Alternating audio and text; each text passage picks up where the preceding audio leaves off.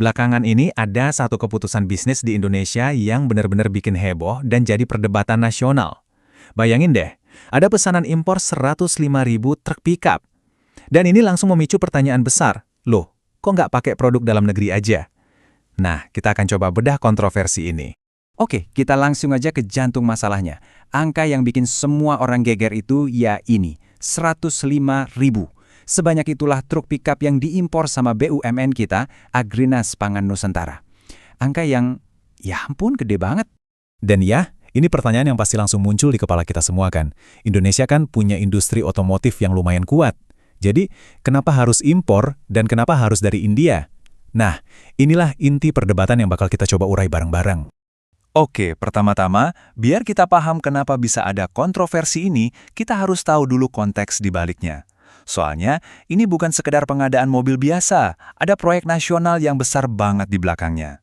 Jadi, proyek ini namanya Koperasi Merah Putih. Tujuannya mulia banget, motong rantai pasok yang panjang biar petani dapat harga bagus dan konsumen juga dapat harga wajar. Tapi buat menghubungkan ribuan titik ini, jelas butuh armada logistik yang super masif. Nah, ini yang penting.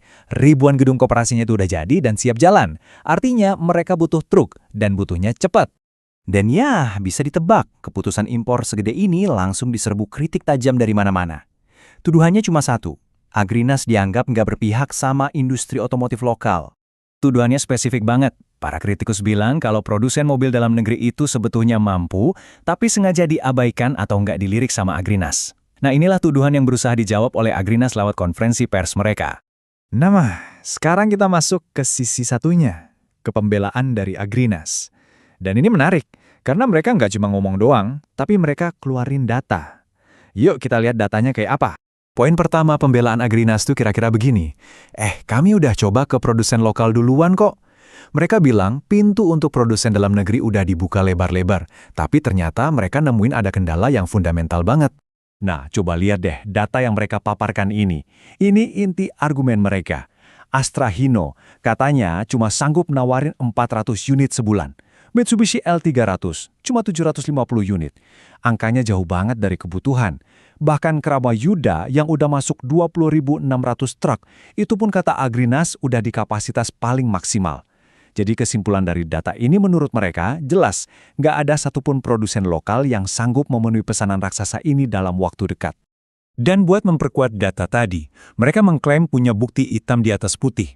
Pernyataan mereka tegas, seperti yang bisa kita lihat. Tidak benar, kami tidak beri kesempatan ke produsen lokal. Kami punya berita acara resmi. Mereka mau bilang kalau semuanya transparan dan tercatat. Selain soal kapasitas produksi, ada masalah kedua, harga. Logika Agrinas kan gini, kalau beli borongan atau gelondongan sebanyak ini, harusnya dapat diskon gede dong.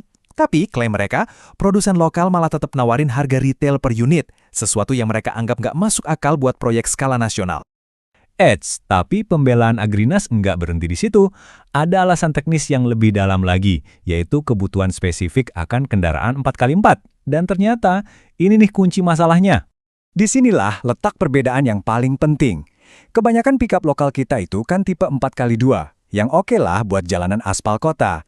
Tapi coba deh bayangin ngangkut hasil panen berat kayak singkong langsung dari ladang yang becek atau jalannya masih tanah. Nah, itu butuh kendaraan 4x4 yang tangguh. Tanpa itu, logistik dari petani ke koperasi bisa macet total. Dan di sini argumen mereka jadi tajam banget. Agrinas bilang, gini deh, bahkan kalaupun kami beli pick up 4x4 di dealer lokal, itu tetap aja barang impor. Sebagian besar katanya datang dari Thailand. Bedanya harganya udah melambung tinggi karena ngelewatin banyak distributor. Ini yang bikin harganya jadi selangit dan gak terjangkau buat proyek petani. Nah, sebagai pembanding, pick-up Tata dari India yang mereka pilih itu punya kapasitas angkut sampai 1,2 ton. Ini kan soal efisiensi. Semakin banyak muatan yang bisa diangkut sekali jalan, semakin rendah biaya logistiknya buat para petani. Dan inilah klaim pamungkas mereka.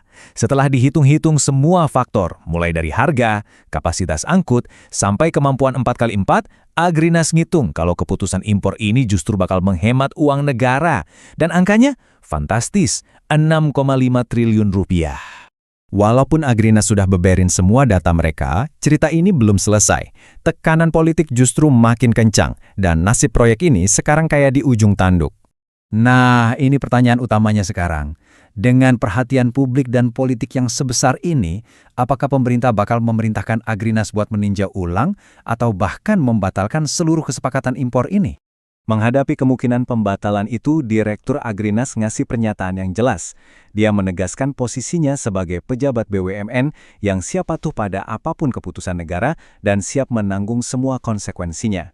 Sebagai bagian dari negosiasi, Agrinas juga nawarin janji jangka panjang.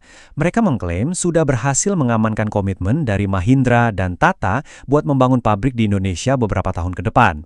Jadi, argumennya adalah impor saat ini hanyalah jembatan untuk menuju produksi lokal di masa depan. Pada akhirnya, kita kembali ke pertanyaan awal. Apakah ini sebuah solusi pragmatis untuk petani atau malah jadi pukulan telak buat industri nasional? Di satu sisi, ada urgensi yang nyata di lapangan. Tapi di sisi lain, ada kebanggaan dan ekonomi nasional yang dipertaruhkan. Manakah yang harus didahulukan? Ini adalah dilema kompleks yang jawabannya akan menentukan arah industri kita ke depannya.